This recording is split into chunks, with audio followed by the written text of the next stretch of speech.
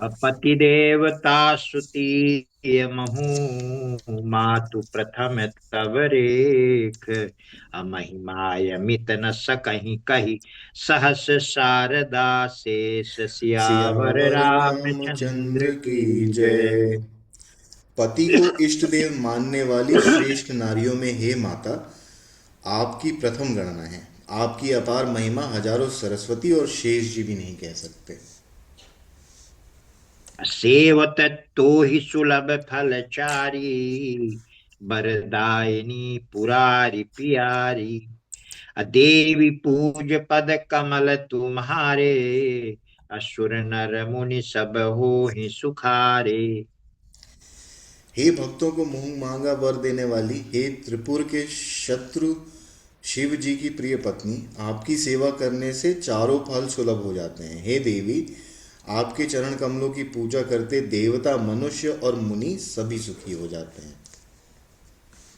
मोर मनोरथ जानहु नीके, बसहु सदा उरपुर सबहि के। कीन्यो प्रगट न कारण तेहि, अस कही चरण गहे बै देहि। मेरे मनोरथ को आप भली भांति जानती हैं, क्योंकि आप सदा सबके हृदय रूपी नगरी में निवास करती हैं। इसी कारण मैंने उनको प्रकट नहीं किया। ऐसा कहकर जानकी जी ने उनके चरण पकड़ लिए। अभिनय प्रेम बस भई भवानी, अखसी माल मूरति मुसुकानी। असारद सिय प्रसादु सिर धरेउ, सादर सिय प्रसादु सिर धरेउ। अबोली गौरी हर सुहिए भरेउ। गिरिजा जी सीता जी के विनय और प्रेम के वश में हो गई। उनके गले की माला खिसक पड़ी और मूर्ति मुस्कुराई। सीता जी ने आदर पूर्वक उस प्रसाद माला को सिर पर धारण किया। गौरी जी का हृदय हर्ष से भर गया। और वे बोली, असुनु सिय सत्य शीस हमारी, पूजी मन कामना तुम्हारी। नारद बचन सदा सुचि साचा, असो बरु मिली जाहि मनुराचा। हे सीता, हमारी सच्ची आशीष सुनो। तुम्हारी मनोकामना पूरी होगी। नारद जी का वचन सदा पवित्र, संशय भ्रम आदि दोषों से रहित और सत्य है।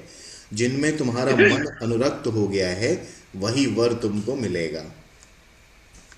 अमनु जाहि राच्यो, मिली सोबरु। सहज सुंदर सावरु, करुणा निधान सुजान सीलु। सनेहु जानत रावरो, एहि भांति गौरी असीस सुनि सिय सहित ही हरसियली। तुलसी भवानी पूजी पुनि पुनि, पुनि पूजी पुनि पुनि। मुदित मन मंदिर चली। जिसमें तुम्हारा मन अनुरक्त हो गया है, वही स्वभाव से ही सुंदर सांवला वर श्री रामचंद्र जी तुमको मिलेगा। वह दया का खजाना है और सुजान है। तुम्हारे शील और स्नेह को जानता है। इस प्रकार श्री गौरी जी का आशीर्वाद सुनकर जानकी जी समेत सब सखियां हृदय में हर्षित हुई।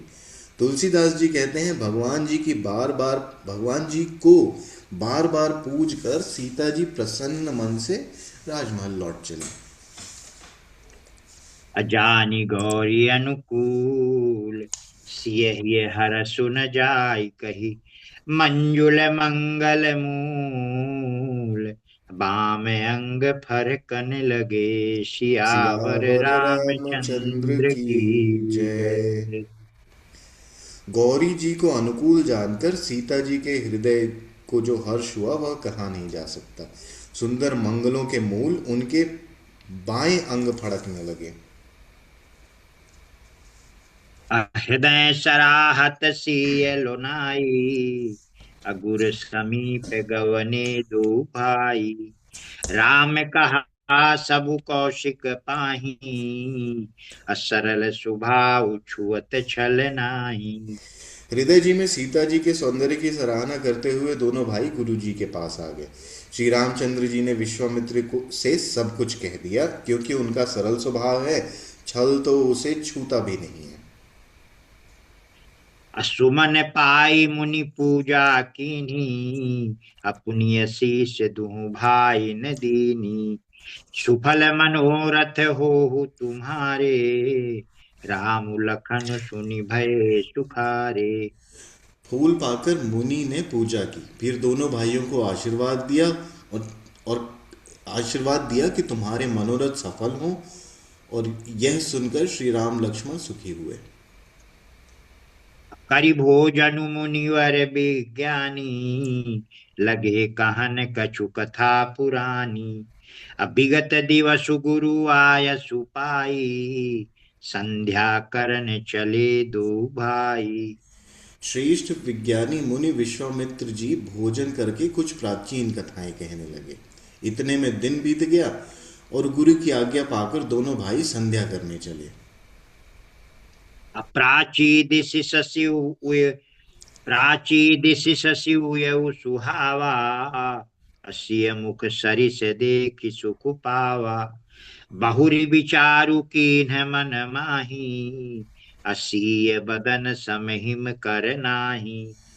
पूर्व दिशा में सुंदर चंद्रमा उदय हुआ। श्री रामचंद्र जी ने उसे सीता के मुख के समान देखकर सुख पाया। फिर मन में विचार किया कि यह चंद्रमा सीता जी के मुख के समान नहीं है। अजनमु सिंधु पुनि बंधु बिसु, अदिन मलिन सकलंक। असिय मुख समता पाव किमी, चंदु बापुरो रंक। अंक सियावर सियावर रामचंद्र रामचंद्र की की जय। जय। खारे समुद्र में तो इसका जन्म खारे समुद्र में तो इसका जन्म, फिर विष इसका भाई। दिन में यह मलिन रहता है और कलंकी है। बेचारा गरीब चंद्रमा सीता जी के मुख की बराबरी कैसे पा सकता है। घटई बढ़ई बिरहिनी दुखदाई, अग्रसई राहु निज संधि पाई।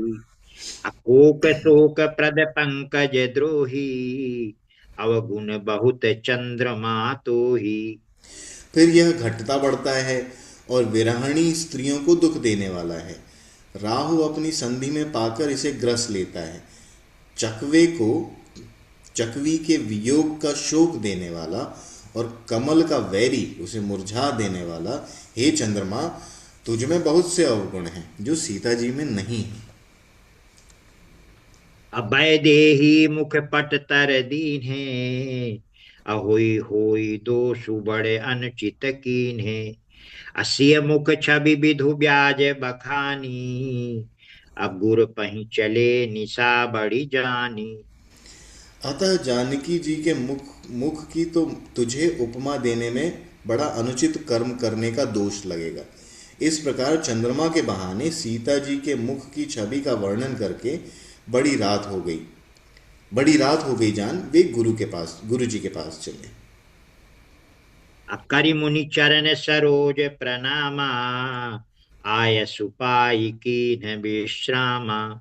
अभिगत निशा रघुनायक जागे, बंधु बिलो की कहन यस लागे। मुनि के चरण कमलों में प्रणाम करके आज्ञा पाकर उन्होंने विश्राम किया। रात बीतने पर श्री रघुनाथ जी जागे और भाई को देखकर ऐसा कहने लगे। उयउ अरुण अवलोकहु ताता, पंकज कोक लोक सुख दाता। अब बोले लखनु जोरी जुग पानी, अब प्रभु प्रभाव सूचक मृदु बानी। हे तात, देखो, कमल चक्रवाक और समस्त संसार को सुख देने वाला अरुणोदय हुआ है। लक्ष्मण जी दोनों हाथ जोड़कर प्रभु के प्रभाव को सूचित करने वाली कोमल कोमल वाणी बोले। अरुणोदय सकुचे कुमुद, उड़गन ज्योति मलिन। अजिमि तुम्हारे आगमन सुनी, भये नृपति बलहीन। सियावर सियावर रामचंद्र रामचंद्र की की जय। जय।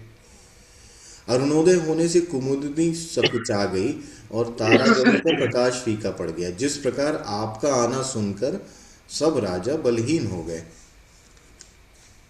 नृप सब नखत करहिं उजियारी, अटारी न सकहीं चाप तम भारी।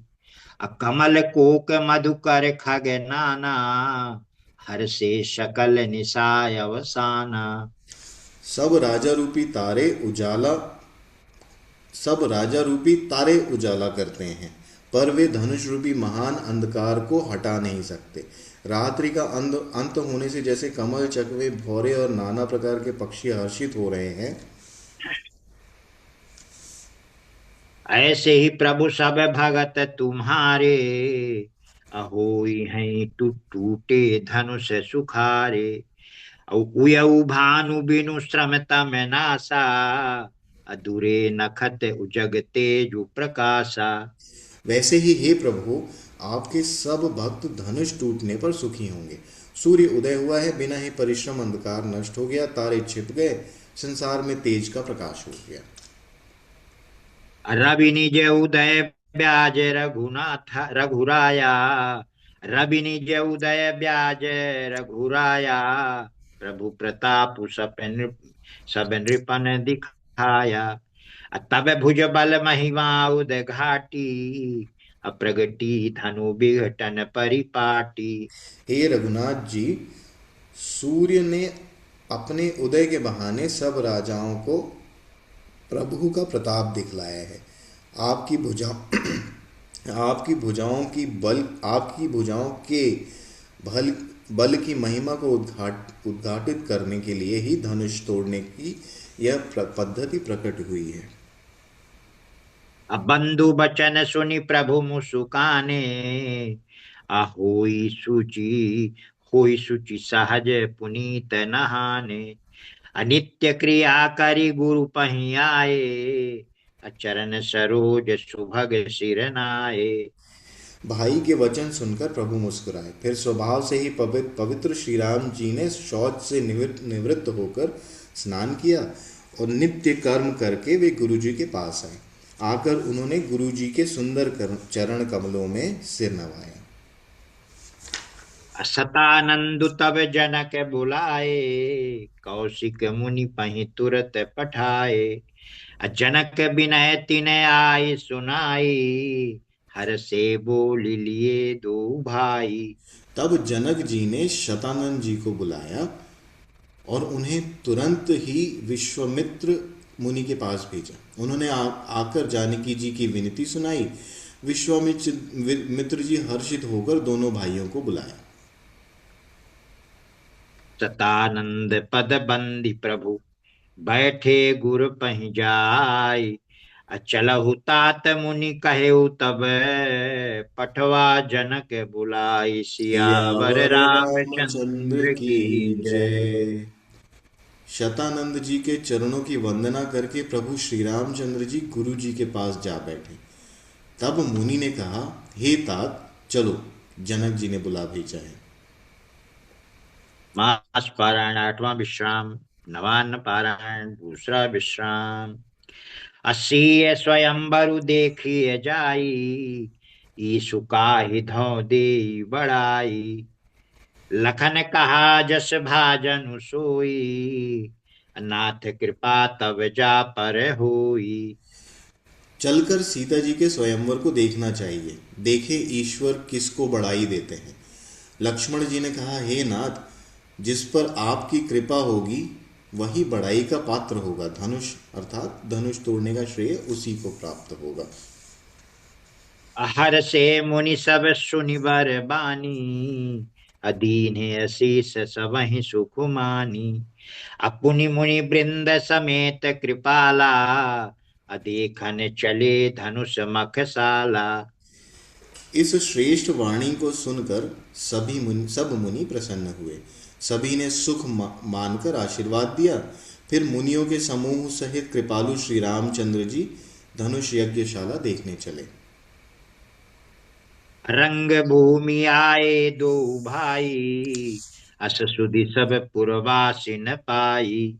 चले सकल गृह काज बिसारी, बाल जुबान जरठ नर नारी। दोनों भाई रंगभूमि में आए हैं, ऐसी खबर जब सब नगरवासियों ने पाई, तब बालक, जवान, बूढ़े, स्त्री, पुरुष सभी घर और कामकाज को भुलाकर चल दिए। देखी जनक भीर भय भारी, असुचि सेवक सब लिए हकारी। तुरत सकल लोगन पहि जाहू, आसन उचित देहु सब काहू।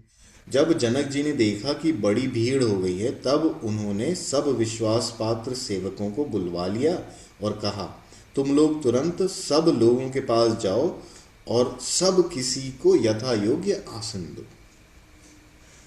अब कही मृदु बचन विनीत तिन्ह, बैठारे नर नारी। उत्तम मध्यम नीच लघु, निज निज निज निज थल अनुहारी। सियावर सियावर रामचंद्र रामचंद्र की की जय। जय। उन सेवकों ने कोमल और नम्र वचन कहकर उत्तम, मध्य और नीच और लघु सभी श्रेणी के स्त्री पुरुषों को अपने अपने योग्य स्थान पर बैठा दिया। राजकुंवर तेहि अवसर आए, मनोहु मनोहर तातन छाए। अगुण सागर नागर बर बीरा, सुंदर श्यामल गौर शरीरा। उसी समय राजकुमार वहां आए, मानो साक्षात मनोहरता ही उनके शरीरों पर छा रही हो। सुंदर सांवला और गोरा उनका शरीर है। वे गुणों के समुद्र, चतुर और उत्तम वीर हैं। राज समाज विराजत रूरे, और गण महु जनु जुग विधु पूरे। अजिन के रही भावना जैसी, प्रभु मूरति तिन देखी तैसी। वे राजाओं के समाज में ऐसे सुशोभित हो रहे थे, मानो तारागणों के बीच दो पूर्ण चंद्रमा हो। जिनकी जैसी भावना थी, प्रभु की मूर्ति उन्होंने वैसी ही देखी। देखहि रूप महारन धीरा, मनहु वीर रसु धरे शरीरा। डरे कुटिल नृप प्रभु निहारी, मनहु भयानक मूरति भारी। महान रणधीर श्री रामचंद्र जी के रूप को ऐसा देख रहे हैं, मानो स्वयं वीर रस शरीर धारण किए हो। कुटिल राजा प्रभु को देखकर डर गए, मानो बड़ी भयानक मूर्ति हो। रहे असुर छल छोनि पे बेबा, रहे असुर छल छोनि पे बेसा।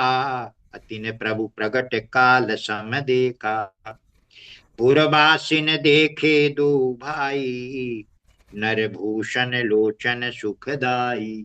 छल से जो राक्षस वहां राजाओं के वेश में बैठे थे, उन्होंने प्रभु को प्रत्यक्ष काल के समान देखा। नगरवासियों ने दोनों भाइयों को मनुष्यों के भूषण भूषण रूप और नेत्रों को सुख देने वाला देखा। नारी बिलो कहीं हरस हिय, निज निज रुचि अनुरूप। अजनु सोहत सिंगार धरी, मूर्ति परम अनूप। मूप सियावर सियावर रामचंद्र रामचंद्र की की जय। जय। स्त्रियां हृदय में हर्षित होकर अपनी अपनी रुचि के अनुसार उन्हें देख रही हैं, मानो श्रृंगार रस ही परम अनुपम मूर्ति धारण किए सुशोभित हो रहा हो।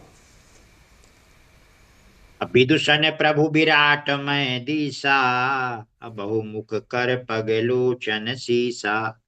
जनक जाति अवलोकहि कैसे, सजन लसगे प्रिय लागहि जैसे। विद्वानों को प्रभु विराट रूप में दिखाई दिए, जिसके बहुत से मुंह, हाथ पैर, नेत्र और सिर हैं। जनक जी के सजातीय प्रभु को किस तरह देख रहे हैं, जैसे सगे सजन प्रिय लगते हैं। असहित विदेह बिलो कहीं रानी, अशिशु सम प्रीति न जाति बखानी। अजोगिन परम तत्वमय भाषा, अशांत शुद्ध सम सहज प्रकाशा। जनक समेत रानियां उन्हें अपने बच्चों के समान देख रही हैं। उनकी प्रीति का वर्णन नहीं किया जा सकता। योगियों को वे शांत, शुद्ध, सम और स्वतः प्रकाश परम तत्व के रूप में ही दिखे। हरि भगतन देखे दो भ्राता, इष्ट देव इव सब सुख दाता। राम ही चितव भाय जेहि सिया, अशोषने हु सुख नहीं कथनीया। हरि भक्तों ने दोनों भाइयों को सब सुख के देने वाले इष्ट के समान देखा।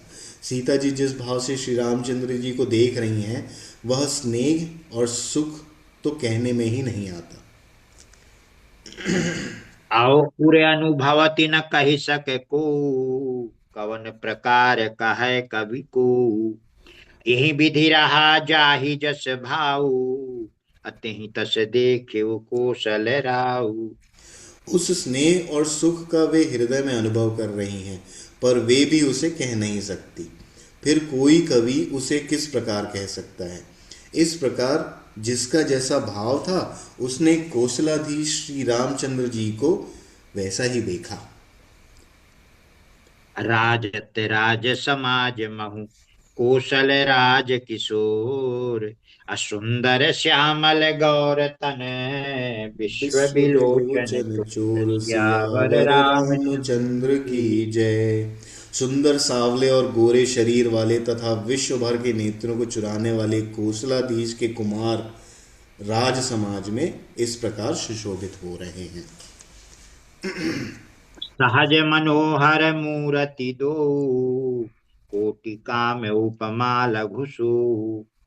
अशरद चंद निंदक मुखनी के, अनीरज नयन भाव तेजी के। दोनों मूर्तियां स्वभाव से ही बिना किसी बनाव श्रृंगार के मन को हरने वाली हैं। करोड़ों कामदेवों की उपमा भी जिनके लिए तुच्छ है, उनके सुंदर मुख शरद के चंद्रमा की भी निंदा करने वाले हैं, और कमल के समान नेत्र मन को बहुत ही भाते हैं। चितवनी चारु मार मनुहानी, चितवनी चारु मार मनु हरनी। अभावती हृदय जाति नहीं बरनी। अक्कल कपोल श्रुति कुंडल लोला, चिंबुक अधर चिबुक अधर सुंदर मृदु बोला। सुंदर चितवन सारे संसार के मन को हरने वाले भी कामदेव के भी मन को हरने वाली है। वह हृदय को बहुत ही प्यारी लगती है, पर उसका वर्णन नहीं किया जा सकता। सुंदर गाल हैं, कानों में चंचल झूमते हुए कुंडल हैं, ठोड़ी और अधर सुंदर हैं, कोमल वाणी है। कुमुद बंधु कर निंदक हौस हासा, भृगुटी बिकट मनोहर नासा। भाल विशाल तिलक झलकाही, कछ बिलो की अलियवली लजाही। हंसी चंद्रमा की किरणों का तिरस्कार करने वाली है। भौहें टेढ़ी और नासिका मनोहर है। ऊंचे चौड़े ललाट पर तिलक झलक झलक रहे हैं, मानो दीप्तिमान हो रहे हों। काले घुंघराले बालों को देखकर भौरों की पंक्तियां भी लजा जाती हैं। पीत चौतनी सिरनि सुहाई, कुसुम कली बीच बीच बनाई। अरेखें रुचिर कंबुक लगीवा, जनु त्रिभुवन सुषमा की सीवा। पीली चौकोनी टोपियां सिरों पर सुशोभित हैं, जिनके बीच बीच में फूलों की कलियां बनाई हुई हैं। शंख के समान सुंदर गले में मनोहर 3 रेखाएं हैं, जो मानो तीनों लोगों की सुंदरता की सीमा को बता रही हैं। अकुंजर मणिकंठा कलित, औरनि तुलसी का माल। अभिषभ कंद के हरिठवनी, बल निधि बाहु विशाल। विशाल सियावर सियावर रामचंद्र रामचंद्र की की। जय। हृदयों पर गज मुक्ताओं के सुंदर कंठे और तुलसी की मालाएं सुशोभित हैं। उनके कंधे बैलों के कंधे की तरह ऊंचे तथा पुष्ट हैं। एण खड़े होने की शान सिंह की सी है, और भुजाएं विशाल एवं बल की भंडार हैं। कटि तूनीर पीति पीठ पीत पट बांधे, कटि तूनीर पीत पट बांधे। कर सर धनुष बाम बर कांधे। अपीत यज्ञ उपवीत सुहाए, नख सिख मंजू महा छवि छाए। कमर में तरकस और पीतांबर बांधे हैं, दाहिने हाथों में बाण और बाएं सुंदर कंधों पर धनुष तथा पीले यज्ञोपवीत जनेऊ सुशोभित हैं। नख से लेकर शिखा तक सब अंग सुंदर हैं, उन पर महान शोभा छाई हुई है। देखी लोग सब भय सुखारे, एकटक लोचन चलत न तारे। हर से जनकु देखी दो भाई, अमुनि पद कमल गहे तब जाई। उन्हें देखकर सब लोग सुखी हो गए। नेत्र एक टक निमेष शून्य है और तारे पुतलियां भी नहीं जलते चलते। जनक जी दोनों भाइयों को देखकर हर्षित हुए। तब उन्होंने जाकर मुनि के चरण कमल पकड़ लिए। अकर बिनती निज कथा सुनाई, रंग अवनि सब मुनि ही दिखाई।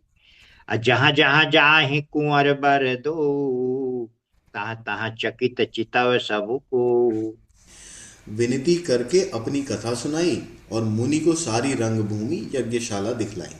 मुनि के साथ दोनों श्रेष्ठ राजकुमार जहाँ जहाँ जाते हैं वहाँ सब कोई आश्चर्यचकित होकर देखने लगते हैं। निज निज रुख राम ही सब देखा, अको न जान कछु मरमु बिसेखा। अब भली रचना मुनि नृप सन कहेऊ, राजा मुदित महासुख लहेऊ।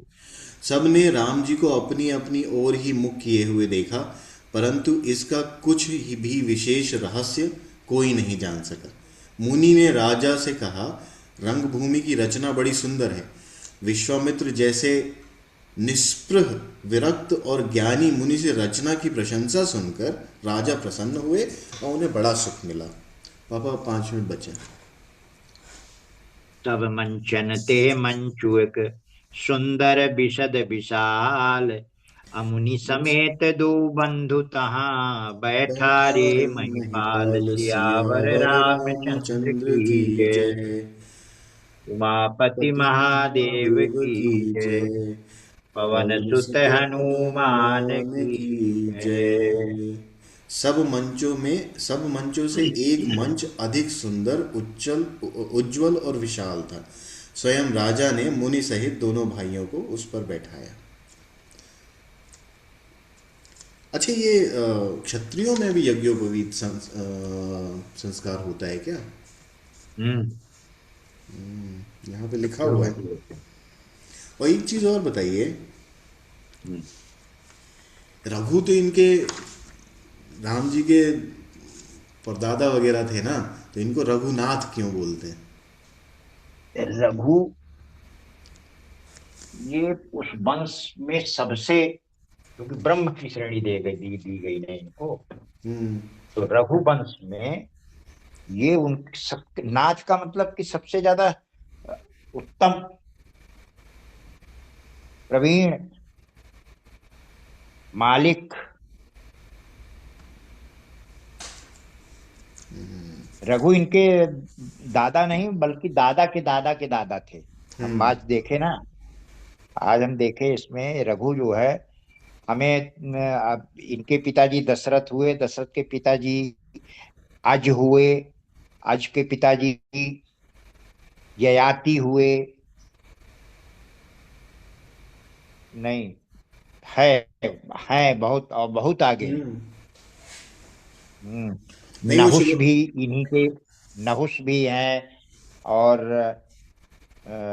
नहुष भी है और बहुत नाम है, अम्बरीश भी हैं। अभी किस नंबर पे आते हैं ये भूल गया हमको। इनकी 39 पीढ़ी के बाद राम का जन्म हुआ है इस वंश में। वो उसमें लिखा भी था कि जब मनु और शत्रुघ्न ने पूजा की थी, तो जब उनको वर मिला था, तो वर के बाद फिर वो फिर से विलोपित हो गए थे। फिर उसके बाद बहुत समय बीत गया, उसके बाद फिर दशरथ जी आए। वो तो शुरुआत में भी लिखा हुआ था, लेकिन उन्होंने और तुलसीदास जी ने कहीं जिक्र नहीं किया है कि कितनी, मतलब अभी तक तो नहीं किया है कि कितनी। 2 तारीख को हम गांव जाएंगे। अच्छा।